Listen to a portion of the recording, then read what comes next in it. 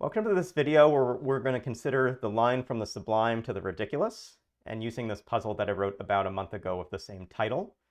Now there are lots of stories I can tell around this grid and we'll get to some of them. Why I made this puzzle, this was when I was hypomanic, so it's not my typical kind of construction, but I had a lot of thoughts on my mind. It comes around a general concept of what is a cryptic Sudoku, and this is a kind of puzzle that's arisen since the pandemic, and I'm still trying to get my head around what it is, why people like it, why the community sort of is where it is, and what's next for it, which is more critical, because it's going to stay as a thing or it's going to go away as a thing, and I'm not sure which will happen. And for sure I want people to help suggest Sudoku to be solving that are in this category. Before we get to all those things, though, I wanted to go through some news. The first thing is I'll be traveling today to the World Sudoku and Puzzle Championships in Hungary, which will run from the 21st to the 26th of September. I'll again be on the US as a part of the official team, the A team for both of those events.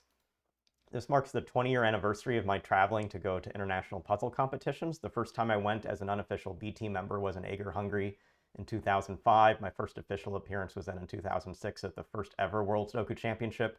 And then again in that fall at the 2006 WPC, which was my first ever WPC appearance officially. And so it's been a long journey. I'm reflecting as I'm now at this age in my journey that this is probably the last time I'm going to compete in puzzles and Sudoku. That's not to say I'm not going to come to this event and have other roles with the US team, but to be on the official team, to even try to be my strongest in competition, my head's in construction and other things right now. It's far past the early days when I was so excited to come to this event for the first time.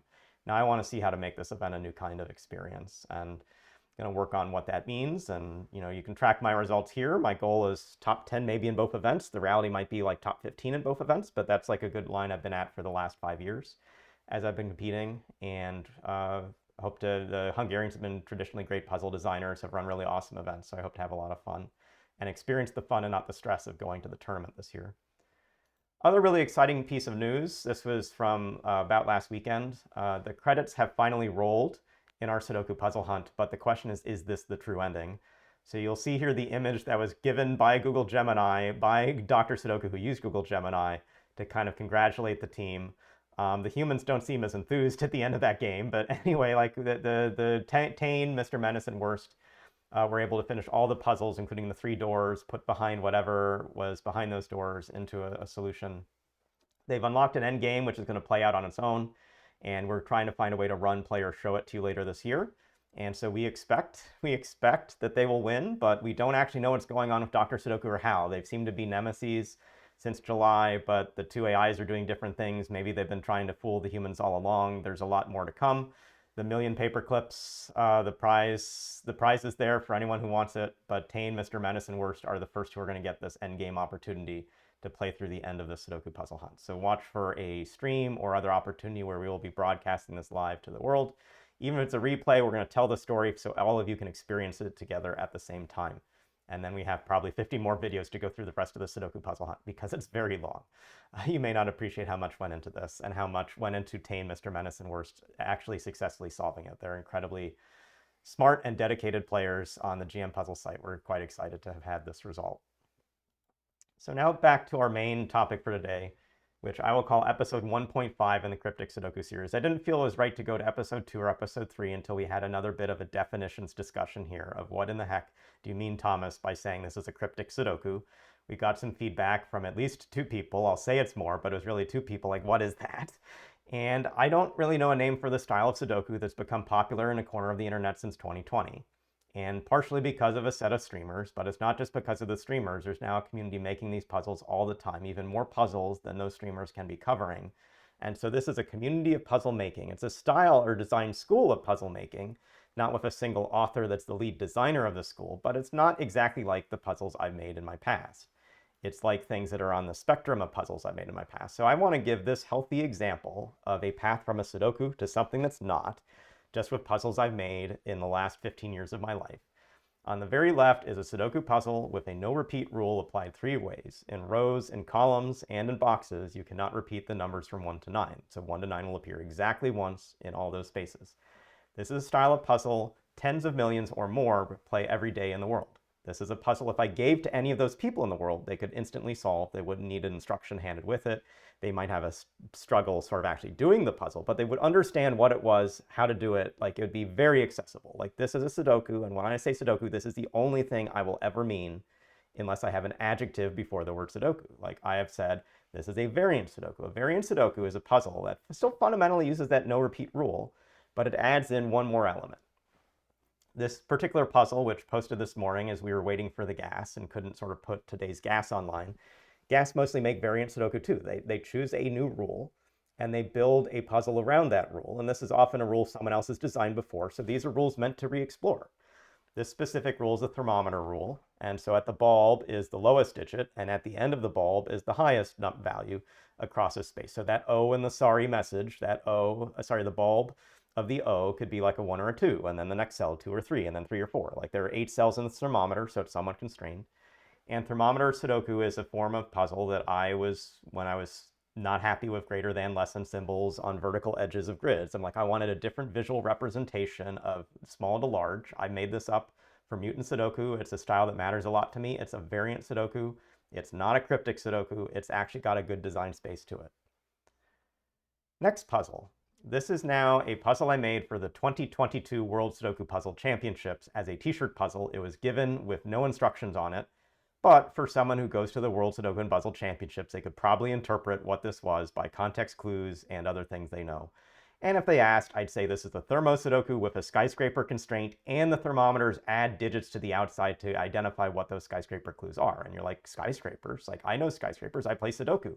A skyscraper, something like an X-wing, or sort of off different cell. No, this is a different meaning of skyscrapers. Another kind of clarification. The terms in this space may overlap with words in this space. When someone in the cryptic Sudoku space hears the term skyscraper, they're thinking of an abstract concept, like the numbers are now buildings, and the numbers represent the height of the building and floors. And if I'm looking at a row that starts 1, 9, 8, 7, etc., the 1 is small, the 9 is large, I see both of those buildings, but everything else is in the shadow of that 9 and is hidden. So I see 2 buildings in that row. I see the 1, I see the 9, can't see anything else. You don't need the abstract concept of numbers being buildings to play Sudoku. You do in a puzzle called skyscrapers. And so by this time, this puzzle may be a skyscrapers that hides Sudoku things, sort of, or it could be a Sudoku that hides puzzle things, sort of. But if it's a puzzle Sudoku or Sudoku puzzle, I don't know. But we're now in a zone where 1 is the adjective and 1 is the noun. And until you actually play the puzzle, it may not be clear. Like this space of just showing a grid, like the most Sudoku looking thing on this image right now is that it has a 9 by 9 grid with 9 subregions in bold lines. There aren't given numbers. It looks like a 2, but it's not a given 2. Like over here, there are at least some given numbers. Like we're moving away from the space of a Sudoku. And this is now a US Puzzle Championship puzzle I wrote about 10 years ago, a little over 10 years ago, I think. Also thermometer skyscrapers, also where thermometers put skyscraper clues outside the grid. This is 7 by 7. It could have been 9 by 9. It doesn't need to have the regions, like a draw-in regions. Like, is that fundamentally Sudoku if it's still thinking about the thermometers more, or how do I get like a skyscraper value like on this cell? Does that mean this has to be a 7 because this is like a 1 and then this is a 2 and then that's a 3 and that's a, well, wait a minute, if that's not a 7, this has to be a 3. And it's not a Sudoku. Like over here, I'm saying I see 1s and I place a 1, and over here it's like I'm not using number elimination for the first 50% of the puzzle. And so somewhere in the spectrum, you're hitting something that's not really a Sudoku, or you're on the boundary. You're like still in Sudoku land, but you're now abutting another country of puzzles. And I think that's the kind of thing in my head, is like there's a space of these grids being made that may or may not actually be Sudoku, but like you have to like really learn and think and read to get the full experience. I will say that in my definition, they always have at least 2 other rules that aren't the Sudoku rule. In the case of this puzzle, I didn't give instructions, but if I did give the instructions, even in sharing those 2 rules, I have to talk about how those rules interact because they actually do something outside the grid, which a thermometer and a thermo Sudoku does not tend to do. And so this just needs a lot of verbiage to go to a one-off puzzle. This was made as a one-off puzzle. I don't know if I'll ever make this again, although you'll see I made puzzles along this theme before. I can just pull these from my archive. I've made thousands of these. I've made one of these. And I also want to consciously say that means cryptic Sudoku are made with love, but they're not made to be a repeated style necessarily by its designer. They're like, I want to make a one-off thing and showcase it a certain way. And if I get a good recipe, I might go back to it 2, 3, 10 times. I'm not saying there's not some that grow. A lot of these are not reusable, maybe even potentially arguably bad ideas, but they find a good puzzle in the midst of a bad or confusing mix of things. And so where is that line? Both of these, to me, are absolutely cryptic Sudoku. The first one we highlighted for Mr. Menace, who won our Puzzle Hunt Run Ban mode, has Renban lines, it has outside literal killer clues, it's got no givens in the grid. You've got to think of other things for a while, and then Sudoku sort of pops up. And then you think of other things again, Sudoku pops up again. It's a brilliant, elegant puzzle. It's not something I just hand to someone in the world and they know what the heck it is. They say, oh, that's one of those Sudoku things. No, this is one of those Sudoku things. They would know this. They would be confused by this. And that's in the same sense of when I think of like crosswords in the US versus cryptic crosswords in the US that have extra rules and anagrams and double definitions and all sorts of things. I've got to explain to a US solver what a cryptic crossword is. I understand in the UK and a lot of other places that speak English, that's just crosswords. And so if you want to call Sudoku Sudoku in the UK, and so like Simon Anthony, Mark Goodliff, just this is Sudoku to you, that's fine. This to me is a cryptic Sudoku. There's a line that's different here. And the thing that I want to do in writing a puzzle is to try to write a puzzle that's probably on the left of this line and on the right of this line at the same time. So I don't think from the sublime to the ridiculous counts, but it subsumes the whole space. So this was a puzzle written to be a Sudoku with an anti-diagonal, or one diagonal, a positive diagonal. It's lower left, upper right. So if you look at the upper left corner, sorry, I'll use corner, most of the grid is described by those numbers. And in the lower right are some symbols, kind of very common to the space, but this resolves in such a way, this is fundamentally a Sudoku and a one diagonal puzzle. If you really want to think of it at its logical essence, not thematic essence.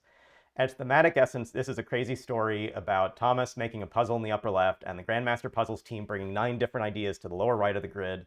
And like, it got a lot of rules to read and it's a lot of fun. Like it's ridiculous, but it's also in its own way, it's somewhat sublime. And so like, this is the space that this puzzle exists. And it was written on a very particular weekend where I was agitated by other things, but also thinking creatively. As I said at the start, I was hypomanic during this week. So I've marked this puzzle atypical. I was not writing this when I was in a typical headspace. And it was inspired specifically by a genuinely approachable Sudoku by Philip Newman, who used the same title. That was for a step-by-step variation that I did not at all enjoy. That variation resolved as a puzzle before doing any Sudoku steps, but also is very hard to describe, and for like 30% of the audience, they were very confused about how to do it. And so my form of 5 seconds and I'm just doing Sudoku versus others like 5 minutes, I'm stuck, I can't get a 2-hat time. I don't think it's worth the juice was not worth the squeeze to ever highlight step-by-step Sudoku, and I hope to never see it again in my life, or at least have it a 2-headed arrow or a diagonal arrow or something, do something different and see if this could be a puzzle. But I think there's not a good design space of easy to hard. I think it just sort of like, it dies in the middle. And anyway, like I was frustrated enough by it, but I love the title. Like if I were actually to make a puzzle that didn't feel to me like meh, if I wanted something that was either sublime or ridiculous, what might it be? And I was thinking about these themes about how do I help edit Gas more? How do I start to comment about puzzles that aren't Gas? Gas are making variant Sudoku every day and they're brilliant.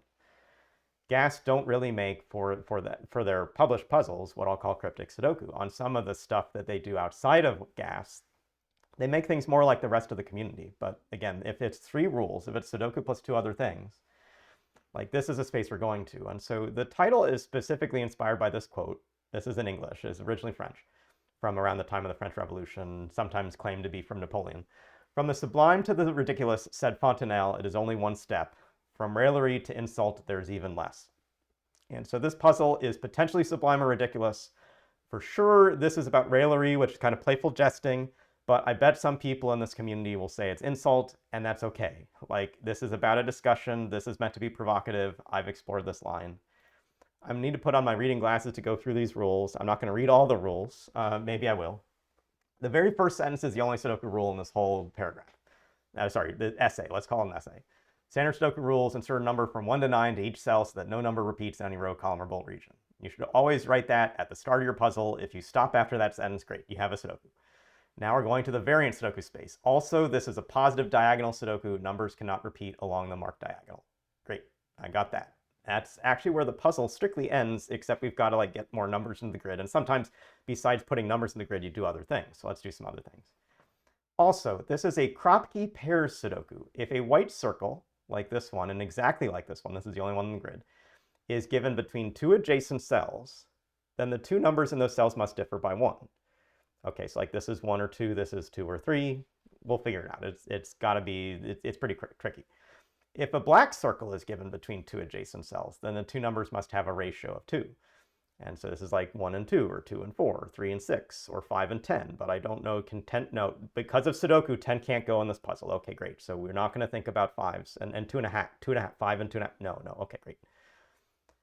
But strictly speaking, pairs of cells without circles can have any relationship. And we've got to write that clarification because there's also these things called Kropke puzzles out there, and Kropke puzzles have anti-rules. And so this is not a Kropke puzzle, this is a Kropke pairs puzzle. So it's not enough to see that you've got a white circle and a black circle. We've got to clarify that the absence of white and black circles don't do stuff. For instance, there's not a white circle here or here or here or here or here.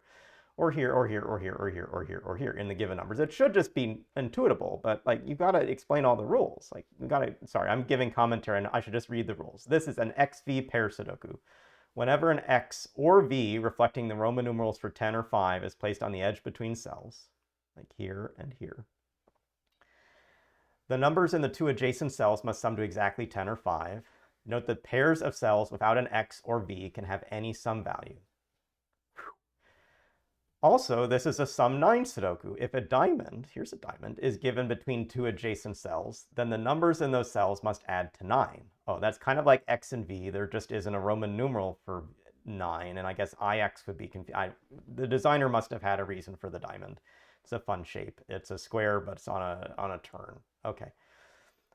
Pairs of cells without a diamond may or may not add to another value than 9. I'm glad to have all that extra stuff rolled out. This is an either-or Sudoku. Any numbers given on the edges between cells must belong to one of those two adjacent cells. Like, ooh, here's a 9. That looks exactly like Snyder notation, my notation for a 9 that goes in one of these two cells, except it's on an edge. I'd never written a 9 here. It's within box. So this is a little confusing. I want to make sure I don't screw this up. But the 9 will be here or here. No special rules there. So when we don't have either or notes, any numbers can still go in these cells. That's another load off my head to just know I can sometimes think like it's a Sudoku puzzle. Okay, this is a German whisper Sudoku. Adjacent numbers connected by a green line must differ by at least 5. Okay, these numbers differ by at least 5. We'll have to remember that rule somehow. It's a little tricky. It's just a green. Green is 5 letters long, so we'll just remember green equals 5. And we're not going to have the instructions up when we go through this puzzle. We have to like remember all this stuff. It's kind of like a World Puzzle Championship if you actually think about it. There's like a 40,000 page instruction booklet because we can't just have a skyscrapers appear, but we can have this appear as long as we make sure all this text is there.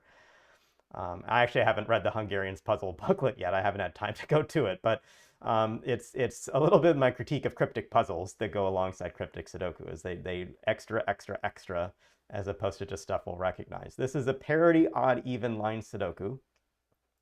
What does that mean? Adjacent numbers connected by a red line must be of opposite parity.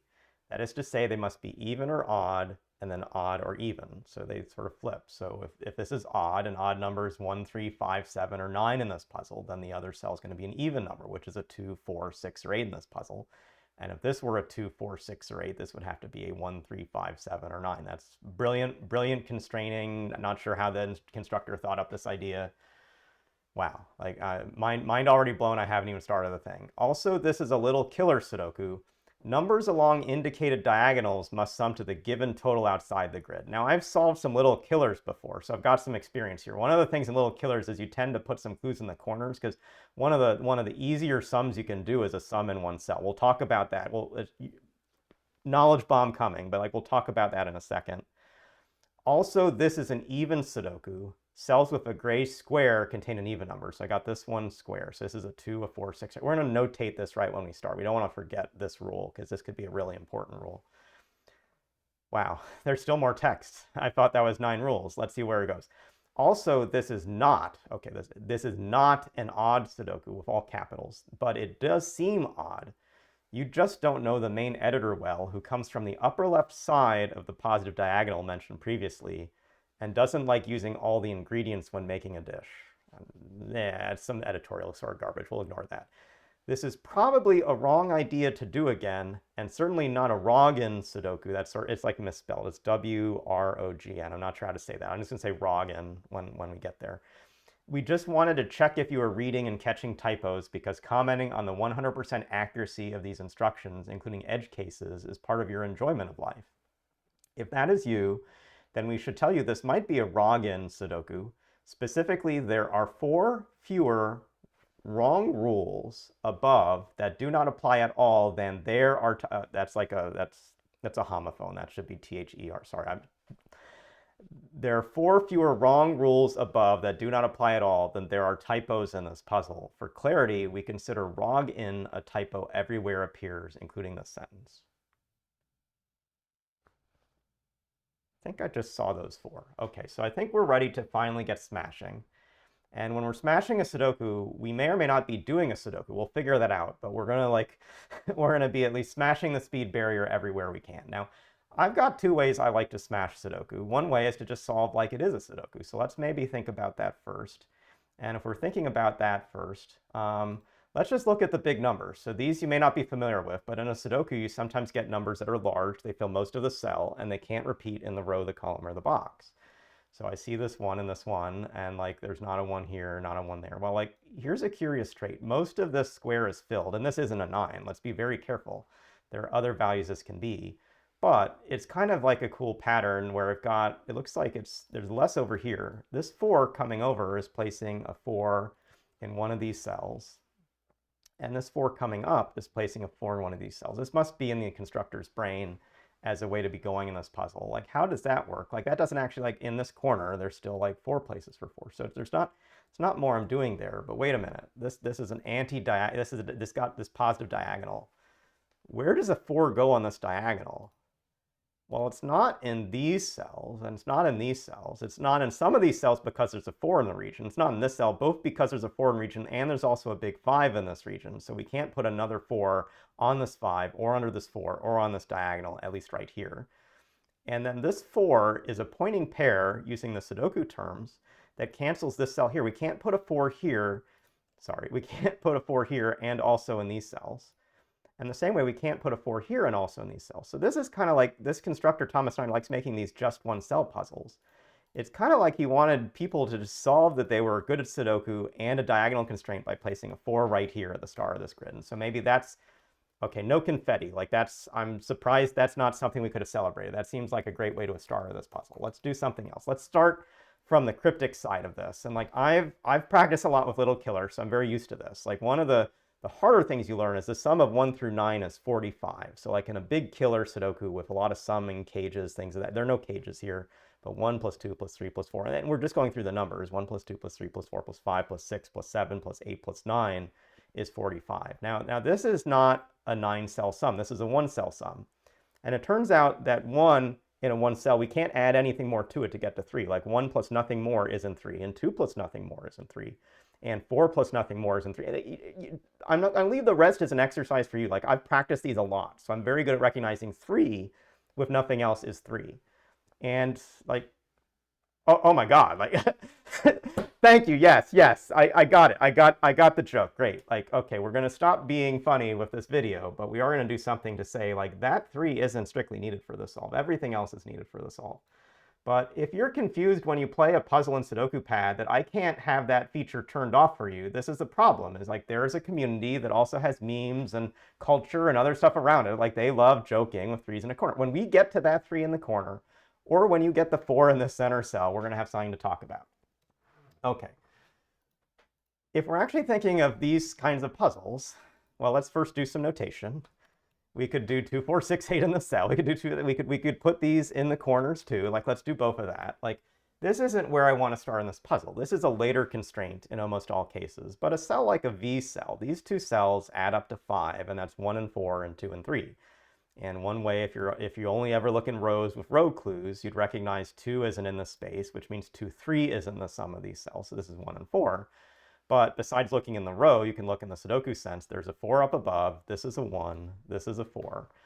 Quick way to start this puzzle.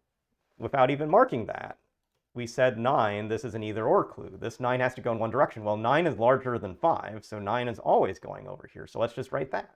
And then we get an 8 down here. And we can clear up this cell. Let's at least make it now only be the 2 6 notes because we don't want to have too much that confuses us. Green was 5. We said green was 5, right? So this is 5 away, so it's not going 13 and higher. This is going to be 3 or 1. If this is 3 or 1, X, just like V, this is adding up to 9. So this is 7 or 9.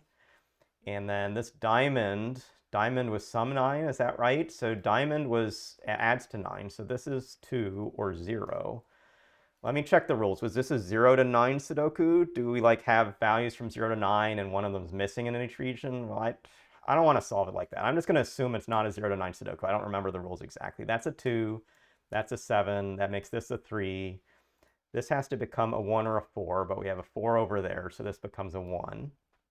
This 2 eliminates this 2 and that 2, and so now I'm left with a 6 note and a 6 note, and I think that means it's a 6. I'm not sure. We'll sort of consult the records on that. And to just put all our progress in the grid, the actual intention of this puzzle, with or without that 6 and with or without that 3, was to give 24, there's the confetti again, I'm sorry, we're going to see it one more time, was to have this set up for things. And I think the 6 is strictly needed for uniqueness, but now along this other diagonal, the puzzle has full symmetry, and you can't see that outside clue. And this puzzle is still now hard and interesting, and that's the idea of a classic Sudoku with a diagonal constraint. Like some of the more constrained spaces right now is like this row, so let's just notate it. We're going to use full marks, not Snyder notation at this stage, just because of how the puzzle's going to solve. This has 2, 7, and 9 to go, so this is 2, 7, 9, this is 2, 9, this is 2, 7, 9, but the 2, 7 are gone, so this is 9, this is 2, this is 7, so that goes really quick. This column also looks pretty constrained. This is 2, 8, 9. The cell sees 8 and 9. The cell sees 2 and 9. So however you get about this, this is an 8. This is a 2. This is a 9. This is now a 4 is coming to one of these cells. A 3 is coming to one of these cells. 5 is the remaining value. We'll have to figure that out. Do we have more that we can do? We have a 7 in one of these cells. We have a 3 in one of these cells. We're finally running back into the 4 we had in one of these cells and the 4 in one of these cells. With this 4 here, I now know a 4 is in one of those cells. I'm still ignoring that I have a diagonal rule to look at. I think there's not too much more until I do look at that rule, but I'm just trying to be exhaustive here. Okay, let's finally look at this diagonal rule. This is the meat of the puzzle because standard Sudoku doesn't get you much in this upper left, but we still have some things you got to do. There's a 5 already on this diagonal and a 5 over here, so 5 is dodging this diagonal in this space. Can I do much with that? I don't think so right now. There's a 3 on this diagonal, so the 3 is dodging this space, and the 3 is dodging this space. And so where a 3 is in these cells, this is a 3, and this is a 3. And we actually also know a 3 is in this space, so we sort of have box line or other sort of type eliminations to put a 3 into these spaces. We'll now finally look back at the 4. Do we need to look back at the 4? Well, let's look at this 1. This 1 coming across, this 1 coming, this has to put a 1 into one of these cells. Do we have other things we can say about 1s? Well, a 1 is down here, so it's not on this part of this diagonal. We can't say more on this side. Let's look at 2s. 2, 2, 2, 2. Oh, that 2 cancels this, puts in a 1, puts in a 7, puts in a 4. So we backed our way into this placement, but we could have gotten this right at the start of this puzzle. This 1 in the diagonal says this isn't a 1 and this isn't a 1, so we can mark a Snyder note there. This 2 and this 2 says there's actually a pair in these cells, and so not a 2, not a 2, not a 2. This is a 2. Puts a 2 note right there. We still need to do more, so what can we look at? This 6 coming across is going to be a 6 in one of these spots, so this is a 5 or an 8, but 5 is already on this diagonal, so this is a 5 for sure. And this is an 8. That gives us an 8 note up top, just tracking our progress to more Sudoku-like steps. These 7s give this.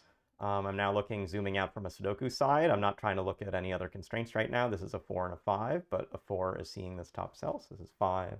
This is 4. That puts in this 4. We'll eliminate this 4 to help our eyesight. We'll put in these 5s. Got a 5 here. Let's see, what more do we want to do? Well, we made some progress in the 4s, but we still are stuck in the side with them. We can sort of mark the last in the space. This is another 9 in the space. What it's going to mostly mean is there's a 9 down here, so we'll just put that in. Let's come back to this diagonal, because this diagonal seemed to be the magic that's going to get us back to the upper left. I still don't see more I can do in the upper left, even though I'm pretty good at Sudoku. This is missing 6, 7, and 9. Well, this 9 and this 9 take away this cell and this cell. So this is a 9. And that now means one of these cells is a 9. That forms a pair and pushes away the 3, puts in a 3 here. This is now a 3. Do I know more than that? I'm not sure I do. but still on this diagonal. This is a 7 and a 6. This 7 sees this spot, so this has to be the 6. This is the 7. We now have everything done except for the Sudoku, unless we needed that little killer clue. We'll figure that out. Let's see, we now have a 6 in the bottom. We have a 1 right here, so this is going to be a 2x2 box where all the notes give us how this cycles.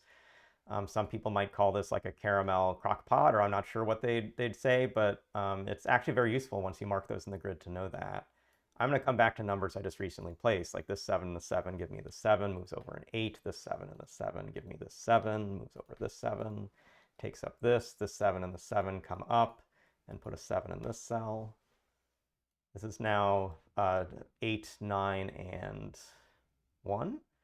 And this 8 and this 8 put an 8 here, and this 9 puts a 9 here, and puts a 1 here, and that now comes over to our caramel crock pot, and we get all these right away. Put in this 5, we get a 5 here, this is a 3, this is a 6, this is now 3, 6, this is a 5. I'm going to hold back what this is. This is a secret digit, but it's pretty specified right now if I remember my Sudoku rules right. It was so long ago I read the Sudoku part of these rules, I might have it wrong. This one coming across, and this one coming up, and this one coming up gives a 1, gives a 3, gives a 2, gives a 2, gives a 1. Last in row gives a 6. Here we've got 2 options with this 6 coming across, gives a 6, gives an 8. Need an 8 at the top. This 4, 9 still doesn't resolve, but one of these sides is going to do it. So this is a 9. This 5 and this 5 now put in a 5, which moves now down this 9, 9, 4. 4 over here, 4, 5, 3, and this is a 6. And just because I'm worried the confetti won't release if I put in the 3s in the wrong order, we'll put in that 3, 1 away from the end, and finish the puzzle in 74 minutes apparently. That was fully ridiculous. I don't know that this video is actually entertaining to watch, but somewhere across the space of this puzzle and the stuff we've been talking about is the reality of puzzles and Sudoku and where some of the stuff sits. And we don't know your own thoughts on this. We also don't know what puzzles you've made or puzzles you've solved that are more properly in the middle, so more sublime than this, but also a little bit of ridiculous, because what's fun in puzzles is sometimes being ridiculous. So feel free to continue to prove your intelligence to us in different ways. You can like this video, you can comment or subscribe to our feed, you can solve our puzzles on GM Puzzles, you can construct some of your own grids. We might have seen some of those ideas before, but if you think it's a really fresh idea, those are the ones that excite us the most, things we've never seen before in Sudoku. Feel free to suggest other names for what this genre of thing is than cryptic Sudoku, but somewhere between puzzle Sudoku and Sudoku puzzles, like whatever this murky space is what we're calling cryptic Sudoku now. And we want to get a name for the community to talk about this subgenre that may or may not grow to be a larger thing. It at least had its pandemic phase. What's the future of it versus Sudoku, the puzzle that tens of millions of people play every day? Not sure. And feel free to suggest to us favorite cryptic Sudoku experiences that you've seen since the pandemic. That's it for today's video. Thanks for listening to here, and we'll see you again soon.